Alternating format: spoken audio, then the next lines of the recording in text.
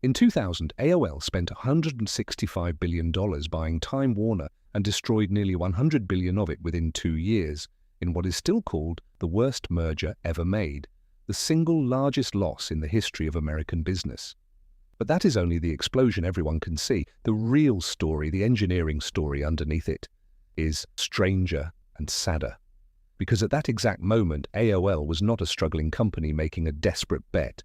AOL was the most powerful force on the internet, the front door that tens of millions of people walked through every single day to reach the online world. It owned the on-ramp, and it spent $165 billion and then everything it had, buying and building in exactly the wrong direction because it had made 2 quiet architectural bets years earlier, and both of them were about to become worthless at the same time. This is how the king of the internet lost the internet. To understand the fall, you have to remember how total AOL's grip was. In the late 1990s, for most of America, AOL was not a website you visited. AOL was the internet itself. It arrived on a physical CD in your mailbox, sometimes several a week, promising 1,000 free hours. You installed it. You listened to that modem scream and hiss as it dialed in, and then a friendly voice said 3 words that defined an era. You've got mail. At its peak, AOL had more than 25 million subscribers, each paying a flat monthly fee, and a stock market value that briefly touched around $160 billion. It had chat rooms, instant messaging, email, news, games, all in one place. It felt like magic. But look closely at how that magic was built, because the way it was built is the reason it died. Here is the first architectural decision, the one that mattered most. AOL was not really a doorway to the open internet. It was a walled garden. When you logged into AOL, you were inside AOL's own private, curated world. Instead of typing a web address, you typed an AOL keyword and it took you to AOL's own content, its own partners, its own version of the internet. Everything was smooth, safe and controlled, and none of it was really the open web. For a beginner in 1998 who found the raw internet confusing and intimidating, this was genuinely wonderful. AOL held your hand, but a walled garden has a fatal weakness that only shows up later. Its entire value depends on the outside world staying difficult. The moment the open internet became easy, fast, and friendly on its own, the walls stopped protecting anyone and started trapping the gardener inside. Now the second architectural bet, and this one was even deeper, because it was baked into how AOL made money. AOL's whole empire ran on dial-up, the technology of connecting to the internet over an ordinary phone line, one screeching call at a time. In the early days, AOL even billed you by the hour. Later, it moved to a flat monthly fee, and that fee, paid by tens of millions of households for the simple act of getting online, was the golden river that funded everything. But think about what that business actually was. AOL was not really selling content or community or email, it was selling access. It was a toll booth on the on-ramp to the internet, and its entire multi-billion-dollar value rested on one assumption: that getting online would stay slow, metered, and complicated enough that people needed AOL to do it for them. That assumption had maybe 3 good years left.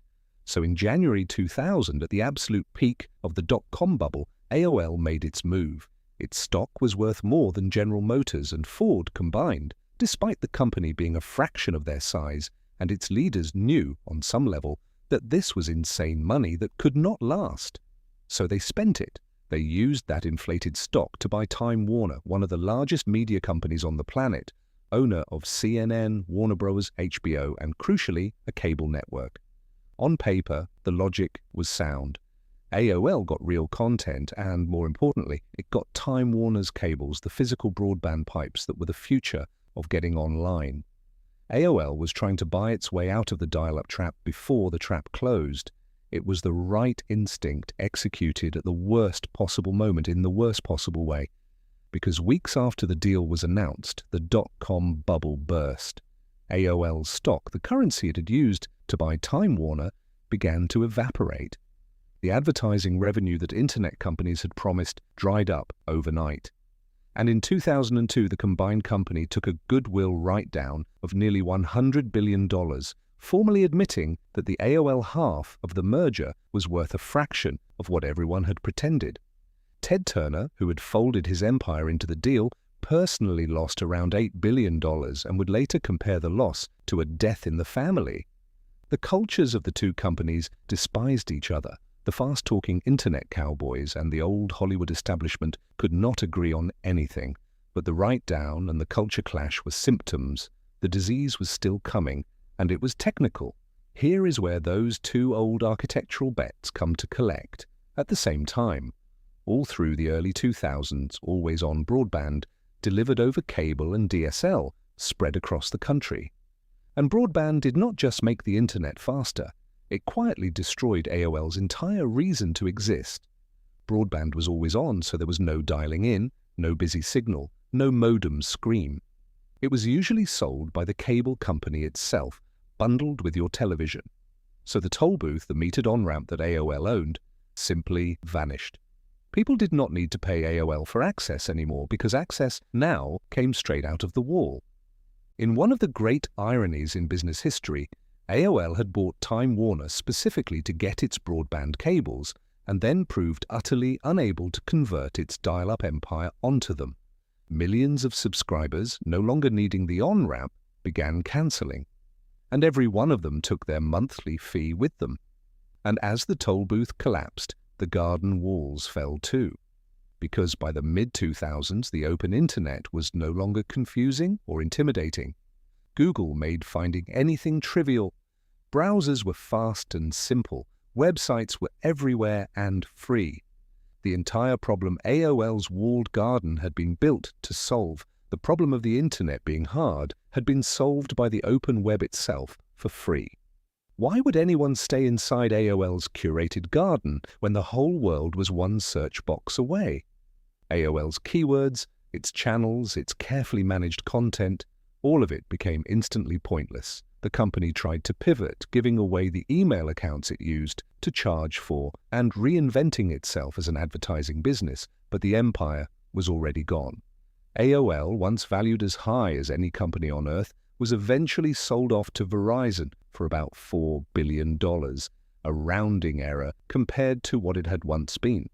So what actually killed AOL? It is easy to say the merger, and the merger was a catastrophe. But the merger was AOL trying and failing to escape a fate that was already sealed by decisions made years before. AOL died because it had built its entire empire on top of two things that were guaranteed to become obsolete: a proprietary walled garden in a world that was about to get the open web, and a metered dial-up toll booth in a world that was about to get flat-rate broadband. Both of those bets made AOL rich. Both of them felt like strengths, and both of them were, structurally, on a countdown timer from the day they were made. The deepest lesson is the one incumbents almost never learn in time. The very architecture that makes you dominant in one era is often the exact thing that cannot survive the next one. AOL did not miss the future because it was blind.